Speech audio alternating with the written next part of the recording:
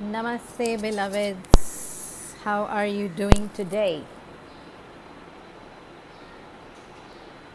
Blessed, blessed, blessed, as am I, right? So, today I want to share with you a story which is from the scriptures, the Bible. It's the story of Abraham and Sarah. And Abraham and Sarah had no children, and he had been promised by God that he would have a child, a son, and it is through this child that the leader would one day come forth, okay, from this lineage. Now, Abraham was told this when he was in his, possibly he was already old by then, and they had not had children, okay. His wife was old, and yet he kept the faith, and he believed that it would happen. And people would say, how is it possible, you're so old now, this can't happen, and all of that. Time kept passing by, okay. And now we have reached a time when Abraham has turned 100 years old, and his wife Sarah, even though she was younger than him, she was now 80 years old, okay.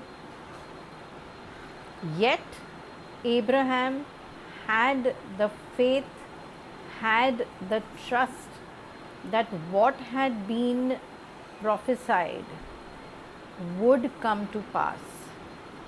He did not think that my body is old, feeble, weak, how will I be able to give a child to my wife? And what about her? She's already crossed that stage of womanhood where the woman is not capable. Her childbearing days are gone, right? And she was anyway in the past, because through their, when they were youthful, she couldn't have children, so she was called barren then. So obviously right now at this point in time, at the age of 80, what would you call her womb, right? And so it happened that at the age of 80, Sarah gave birth to a boy child, and they both became the parents that it was prophesied they would, as God had said it happened. And they kept the faith, and they knew that no matter what the outside looks like, no matter what our bodies look like, they may look feeble, they may look incapable, but when God wants to bring forth a miracle, then what is the human form? Can anything stop God? No, right? And so they had this baby boy, and they named him Isaac, okay. So this is a story of faith, right? Such tremendous faith that you go through your entire life. 20 years have passed between being told that you will have a child. So he was told at the age of 80 that he would be a father, right? And she at the age of 60, and they were given this dream, and it was a dream put in their hearts by the divine, right? And they never lost trust, they never lost faith in that dream and the possibility of it coming to fruition. And then the story goes on that once when Isaac was older, maybe 8-10 years old, God one day suddenly told him that I need you, Abraham, to make a sacrifice. And I need you.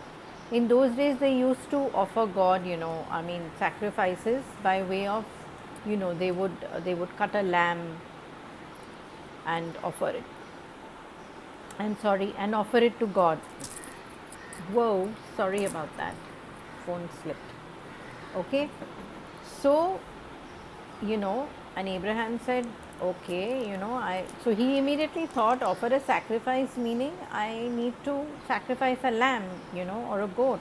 And God said, no, I want you to think about this, because I need you to sacrifice the one thing that is the most precious to you in all the world.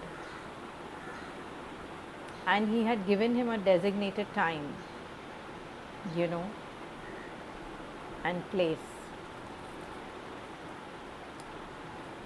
And when Abraham sat and he dwelled on this thought that, I have to sacrifice something that is very dear and very precious to me, what is that? What can I offer the Most High God? Because He is asking me for this, right? And then it immediately struck him, and he said, there is nothing more precious to me in my life than my son Isaac, And he immediately decided that he was going to sacrifice the son. And God said to him, yes, this is what I want. So he gets ready. The next day, he tells the son that we are going to go up into the mountain, and where they, would worship God, and where they would do the sacrament. We need to do a sacrifice. God has asked us for a sacrifice.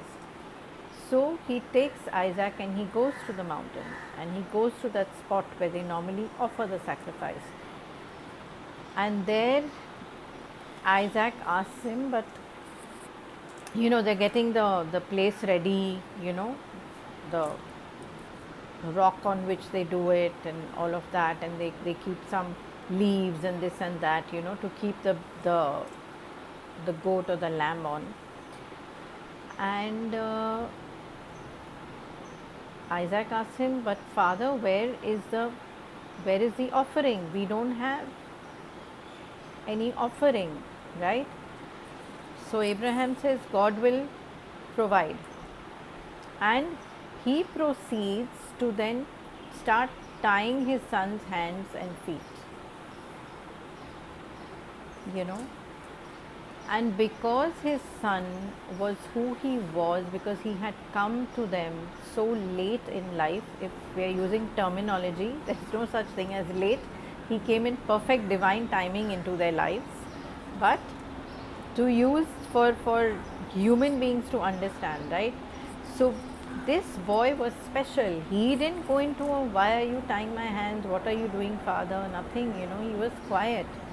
And he puts him onto that, let's call it a sacrificial pyre, if you will, not that he was going to set him afire, but so, and he gets all ready, and he's just about to lift that knife, and he's about to strike the boy, when suddenly an angel appears before him and says, stop, Abraham. You are not to sacrifice the boy. This was just a test. And go yonder and you will find what you need. And then he unties his son, and they go ahead, and there in the thicket they see that there's a ram.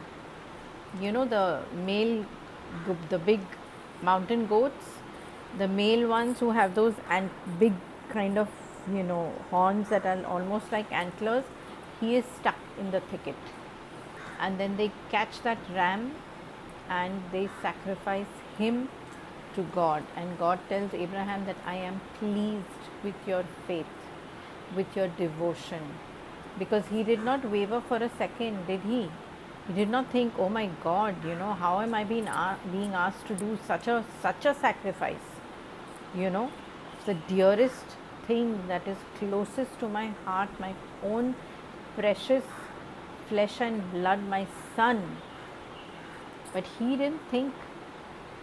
He knew that if God has asked me to do this, I have to have the faith and I have to know that this is for a reason,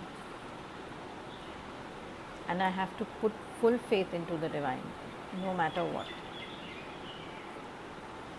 you know so similarly, he and his wife put full faith into the divine and they got that baby, right? He put full faith into the divine and he did not have to sacrifice his son. So why I told you this story today was because I want you to understand that I am speaking to you almost in every video of building your faith quotient. We are all sitting here, we are going through a period in our entire, the first time in the planet's history where the planet herself is ascending and so are the beings upon it. Every being and kingdom. It is the time of the great shift right now. So it is like you are being offered enlightenment on a platter. I've told you this. At the end of the day, people are always feeling that this was something which was like an impossibility to achieve, and today it is there. The light is coming down on each and every one of us, irrespective. The ones that are waking up, the ones that are more aware are, for lack of a better word, benefiting, let's put it that way. The ones who are choosing to not wake up, the ones who are choosing to stay unconscious, and let us not put them down either, that is their choice. Every soul has the right to make their own choices at the end of the day. But again, why am I saying this to you? Was because somebody asked me recently, we did the violet flame meditation, right? And we call for the violet flames. We use them to clear everything within us that is not for our highest and best good. We used it to clear our relationships. We used it to clear our homes, our spaces, right? So I had this person ask me, but I am such a staunch, I belong to the Sikh religion, and I have always been very staunch in that faith of mine, so how can I now get into this? How can I start doing the violet flame? How can I bring it into my life? Won't it be going against my faith and belief, in Guru Nanak and all the masters connected with him? And I said, no, not at all. How is it going against anybody? It has nothing to do with religion. Okay?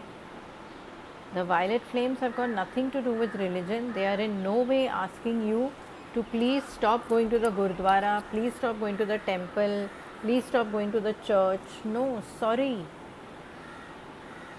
It is merely a tool to help you in these times, to enhance your life and living.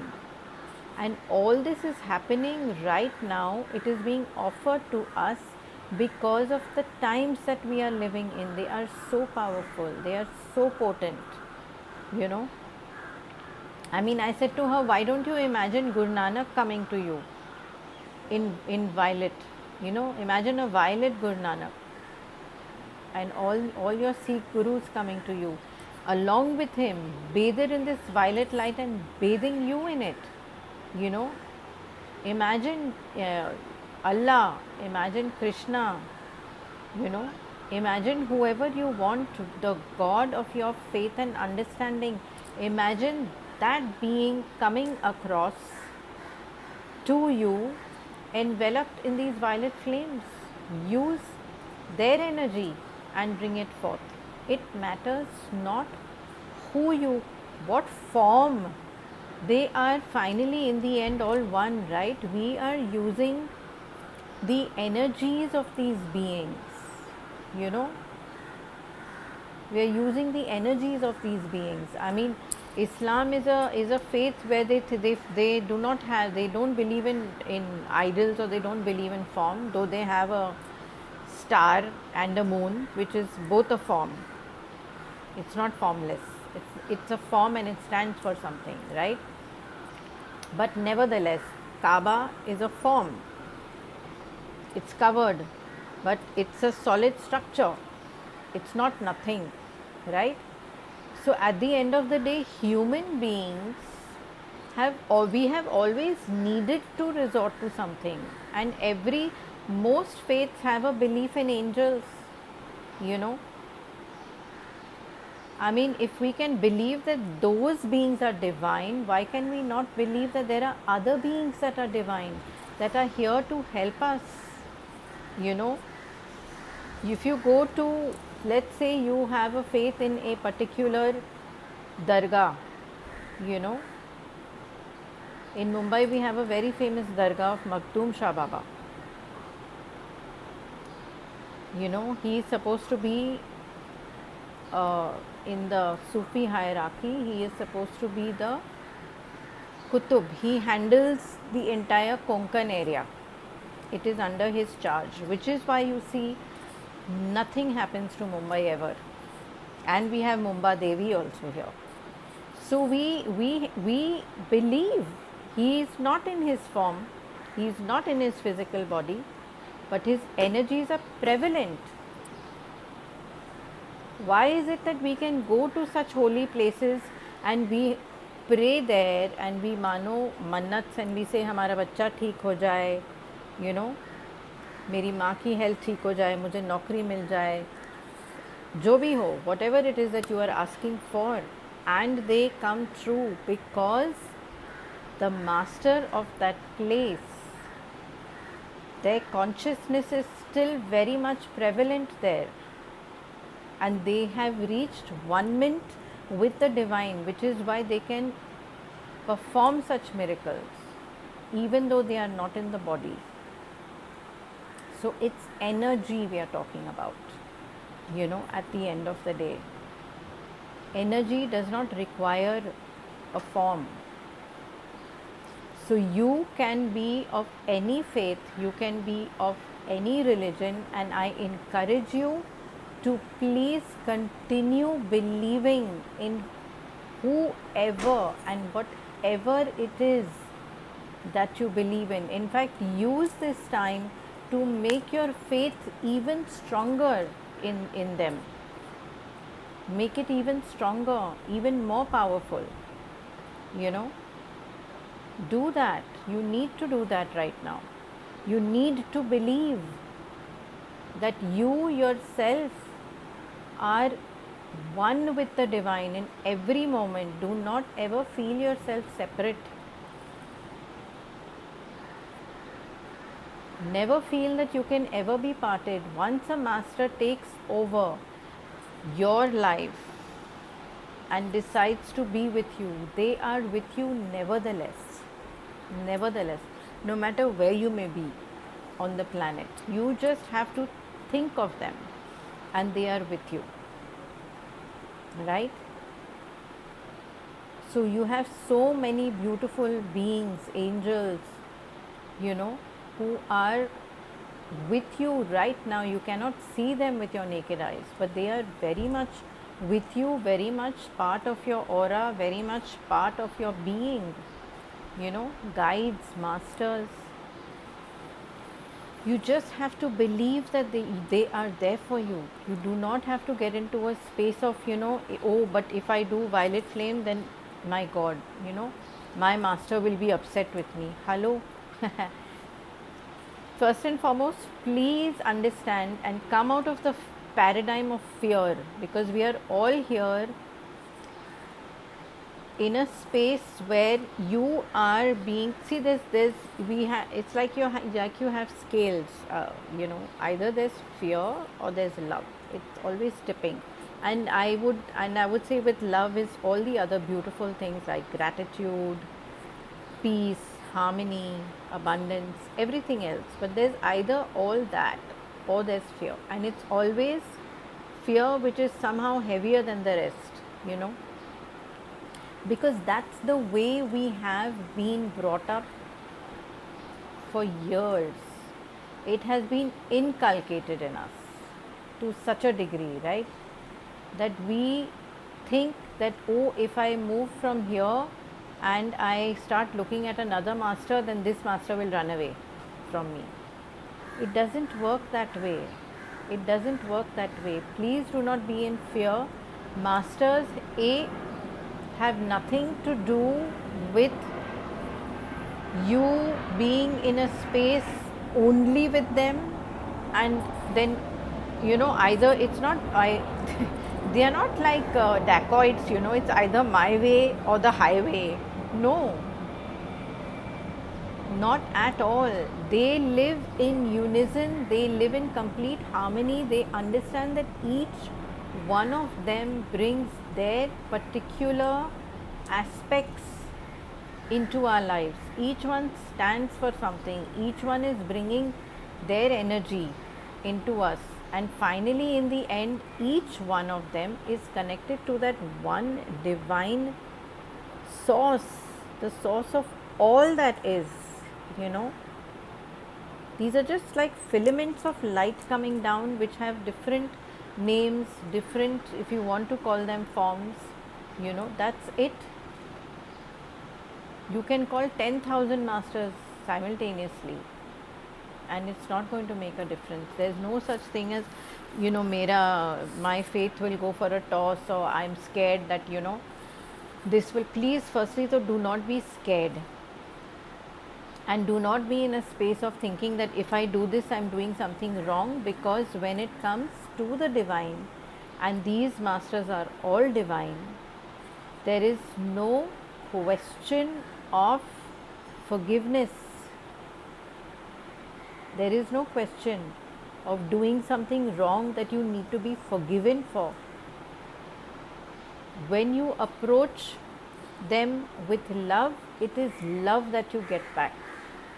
Period.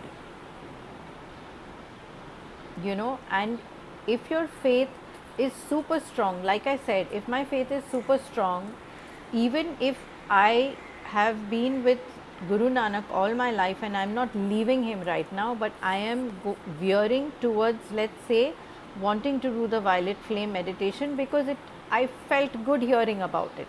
I felt good. It made me, anything that makes you feel good, anything that resonates with your heart is never wrong. Please trust me. Even if you do go towards it and say you do that, you're calling on Saint Germain, the violet flame angels, know that your Guru Nanak is standing by your side. And if you cannot know that, then you can ask him to be with you as you do it. And he will be with you most happily. Trust me. Because they are above and beyond all this. We on this plane are still experiencing polarity. That is what the human experience is all about. This existence is about duality and polarity. You know, me and you, we are separate, right? That's what it's all about. That is where ego comes in. That is where what we call maipana comes into the picture. You know, my home, my family, my space, right? And we are wanting to break all the illusions of this duality and polarity, and we want to move more and more towards unity consciousness, where we are all one. There is no difference. So if we are moving towards a paradigm where we as humans want to experience oneness with one another, do you think that these exalted beings who are living in such high realms and dimensions are going to be in the same space of thinking as us? Firstly, no. like I said, they are above and beyond all this. Their whole entire message, their entire persona, everything that they stand for is about unity, is about love, is about peace, which is what they want to see for all of us, which is what they want to see happening on this planet.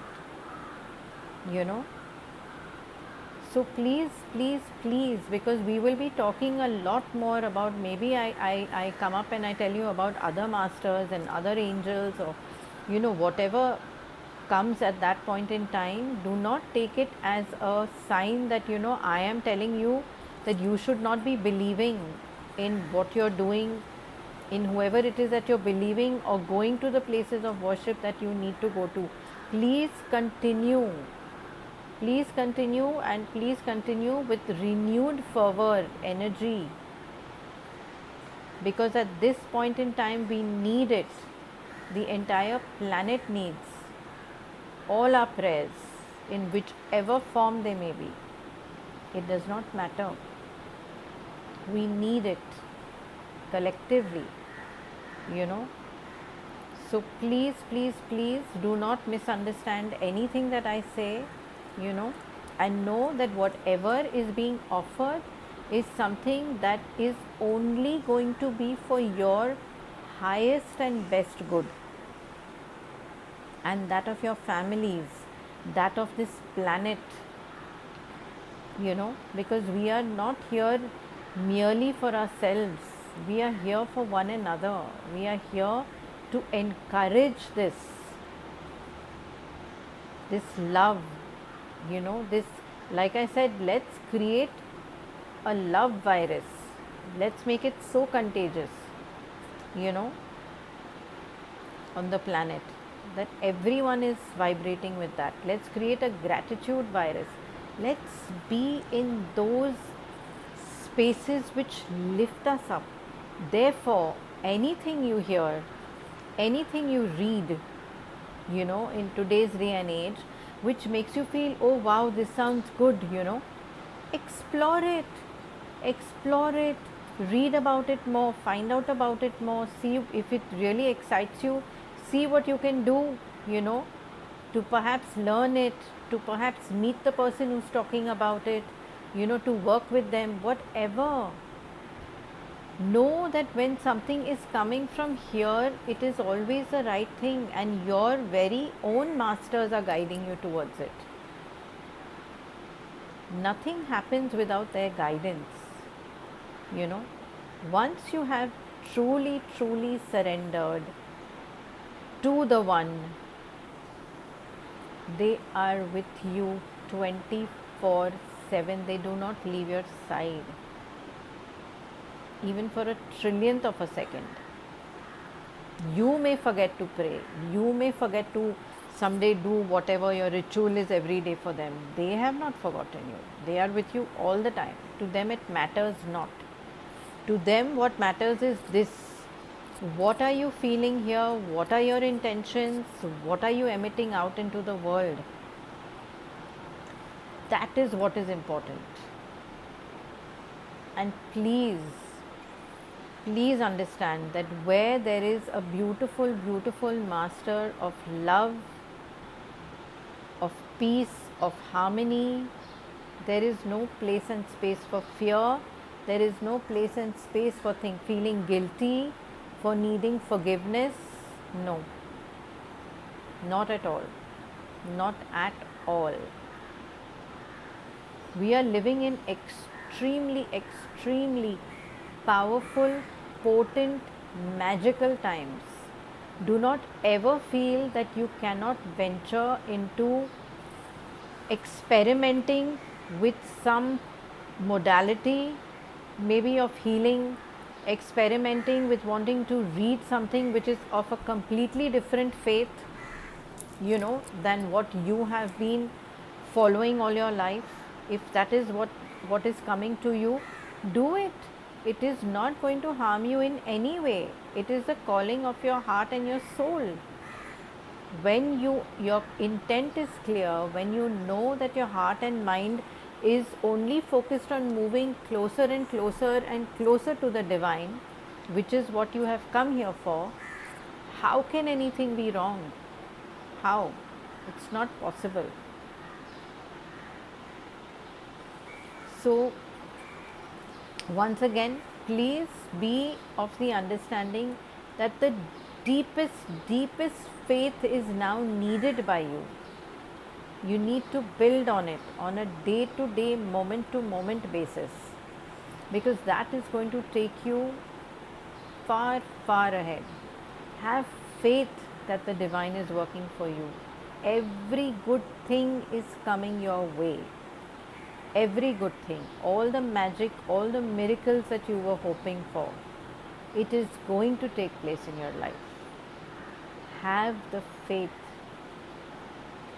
Have the faith that Jesus, Allah, Krishna, Shiva, Ganpati, everyone that you believe in, Sai of Shirdi, whoever you believe in, all are working for you simultaneously. They are all working for you. Miracles and magic are being performed all over the planet. None of these masters are limited to one place and space. You are already aware of this. You know that. How do you know that when you have faith, let's say you have faith in, let's say somebody has extreme faith in Ganpati, right? I'm just going to drink some water.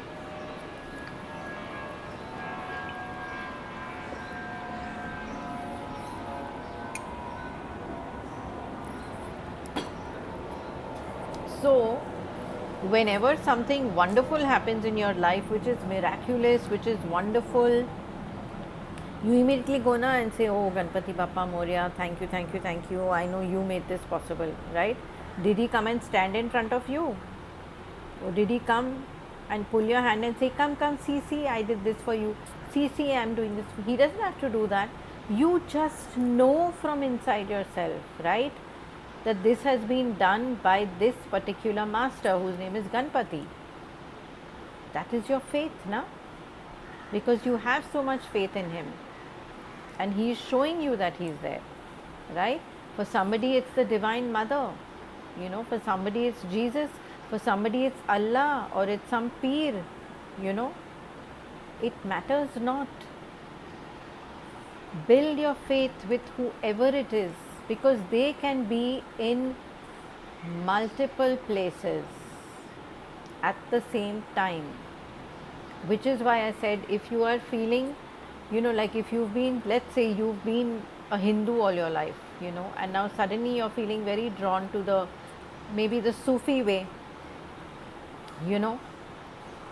that is not to say that whoever your gods were that you were worshipping as a Hindu are going to all leave you and run away and say, oh my God, now, this person is moving more towards Islam. No, sorry.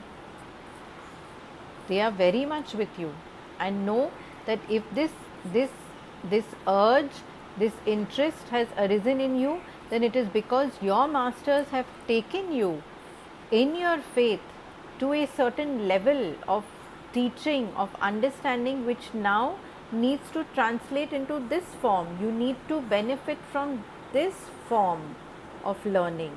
Everything is a form of learning, because everyone has got holy scriptures, and those are what we need to look at. Don't look at what man has made. Religion is made by man. Don't go by religion, and go by the teaching. If you are feeling drawn to a particular teaching, go for it, learn from it, because every teaching has got something wonderful to offer. The ultimate is always love your fellow man, love your fellow man, love your fellow man, give love, spread love, because that's what we are here for. So by going from one to the other, you are not being unfaithful, you are not being disloyal. No master deserts you. That never happens. It's not a possibility, because they are beyond all this. They are not in the human form thinking this is right, that is not right. They are not in judgment. They are beyond judgment. There is no such thing in the realms where they are. We as humans, because like I said, we are in duality, we are in polarity, we see with this chashma, only one chashma, with blinkers. Oh, you believe in so and so, and I saw you went to this satsang of this other person. How can you do that? You went to the church. How can you do that? You know, you went to a dargah. How can you do that? It doesn't work that way. We see things that way. They, do not forget, have got 360-degree vision. We don't have that. We have limited vision, and we can only see that which has been fed into us from the time we are born to date. Unless you're working on yourself and you're wanting to get rid of all these shackles. You know, so start getting rid of the shackles. It matters not. Nobody deserts you. No master is judging you ever. They are pure divine love of God's mercy, God's grace, God's forgiveness, God's love, peace, harmony. They are all of that and much, much more than we can even imagine, you know. So do not limit them in the manner in which you look at your human experience, because being with them is not a human experience, it is a divine experience.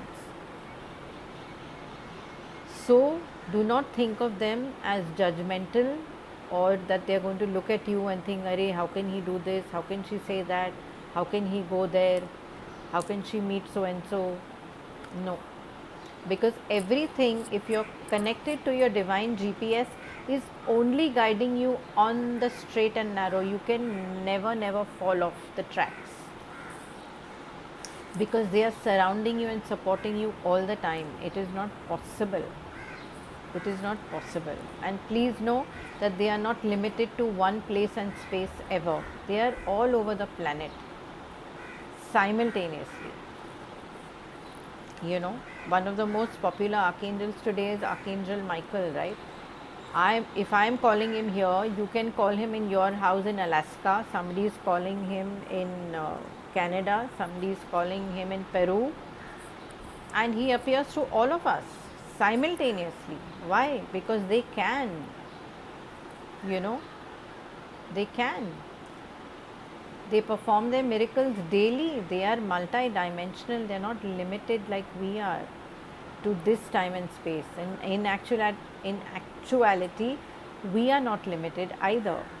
We are also multi-dimensional, which is what we are here to learn, to remember who we truly are. Beloveds, we're here to remember who you truly are. So please remember, keep the faith and the fires of your faith burning strong and long and powerful. Okay? Till I see you next. And ask the masters, whoever they may be, to help you to release all forms of negativity and fear that creep up to pull you down. Alright? Sending you infinite love, infinite blessings, infinite courage and fearlessness to walk your path, to speak your truth, to stand tall in the light of the divine, of whom you are a divine royal child. Okay? So keep the faith and have fun today, because it's Sunday. Alright? God bless you and Namaste.